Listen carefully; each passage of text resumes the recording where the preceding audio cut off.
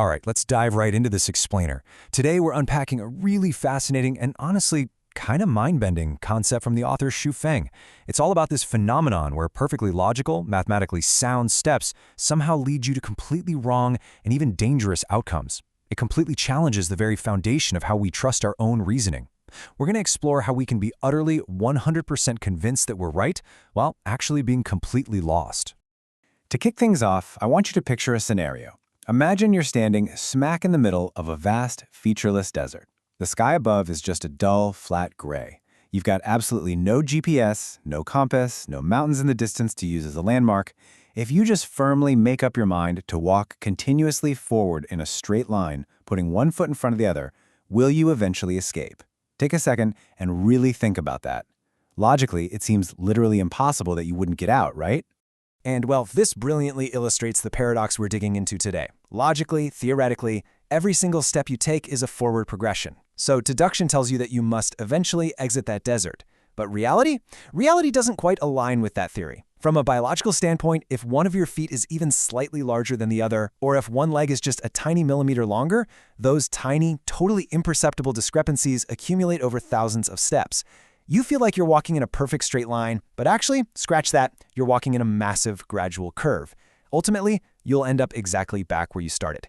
It's a lot like an old visual illusion. The author highlights an example you might have seen in an old Reader's Digest. We all know the fundamental truth. Water flows downward. But in this drawing of a waterfall, the water endlessly cascades down, yet somehow seamlessly flows right back to the top of the waterfall. You can trace the path with your own eyes. There are no apparent logical flaws in the drawing, yet the result is an impossible return to the starting point. This visual trickery perfectly represents a much, much deeper mental trap. So, let's officially define this mental trap. Section 1. Defining illusory thinking. The source introduces this really eerie old agricultural folk saying, "Cut down the millet bundles and you'll stir up the wandering spirits." It describes this bizarre, documented phenomenon where farmers, during the millet harvest, would go out at night into fields they had known their entire lives. But suddenly, they'd become hopelessly lost. They'd wander in tight circles all night long, totally disoriented in their own backyards, only snapping out of it when a rooster crowed. The idea is that maybe a narcotic scent released by the crops essentially numbed their nervous systems. Formally, illusory thinking isn't just making a silly mistake. It's a state where your nervous system is literally numbed, maybe by a physical substance like that millet scent, or even by non-material forces, creating a powerful illusion.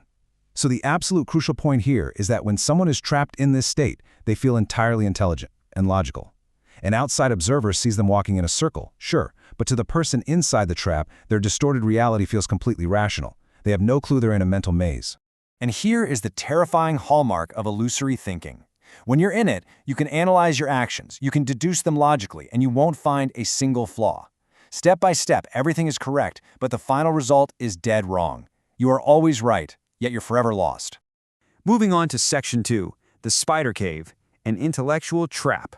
So how does this scale up from farmers in a field to modern philosophy? The author takes a critical look at New Age thought and figures like Seth and Orrin. According to the text, studying these intricate eternal soul philosophies follows a strict three-part trap. First, you feel this deep sense of awe and humility. Then, that morphs into a feeling of immense intellectual superiority. You feel like you're sober while the masses are drunk. But finally, you hit stage 3, endless confusion. You're hopelessly entangled in what the author calls a spider cave. Every philosophical sentence you read sounds profoundly logical, but there's no actual exit. You're just walking a giant mental circle back to the start. Let's zoom out a bit for Section 3, a societal illusion. The author argues that from a macro perspective, all of humanity is basically wandering in this grand illusion. We think we're marching straight forward in progress when we're actually walking the desert curve. To explain how a society snaps out of it, the author neutrally applies a historical quote from Chairman Mao, "With the crow of the rooster, the world awakens." It describes a commanding societal force stepping in to shatter illusions like spirit dances or secret societies. Just like the literal rooster's crow woke up the lost farmer, a commanding force can wake up an entire population. Now, who's actually at the highest risk here? You might be surprised. The author warns that the high-risk targets are actually intellectuals, government officials, celebrities, financial moguls, and spiritual masters. And why is it so disastrous when these societal elites fall into illusory thinking? because of their massive influence. When a leader is utterly convinced of their flawless logic, even while walking in a giant circle, countless others will just blindly mimic them, leading massive chunks of society right into the desert. Which brings us to the most important part, Section 4, Escaping the Mental Maze. The really tricky thing about illusory thinking is that it utilizes non-material energy, which baffles even great scientists. Meaning, standard logic is completely useless here. You can't logically argue your way out of a trap that uses logic to trap you. The author vividly compares this phenomenon to historical enchantresses, like Bao Si or Daji. These philosophical puzzles have infinite charm and mesmerizing grace. It's totally okay to briefly admire their beauty, to play with the concepts, but fully surrendering to this alluring logic, that is a deadly trap that'll cost you your sanity. So, what is the practical antidote to all this? To avoid going entirely astray, the author's proposed solution is to periodically consult the teachings of the great spiritual masters, specifically Jesus, the Buddha, Muhammad, and Lao Tzu. The goal here isn't about taking a religious side. It's about using their fundamental, time-tested wisdom as an anchor. When your logic starts spinning out of control, you check your path against their teachings to basically snap yourself back to reality. Which leaves us with one final, absolutely vital question to ponder.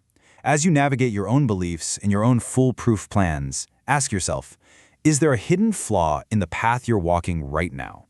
If every single step you take feels perfectly correct, where is this actually leading? Are you truly moving forward, or are you just confidently walking in a giant circle?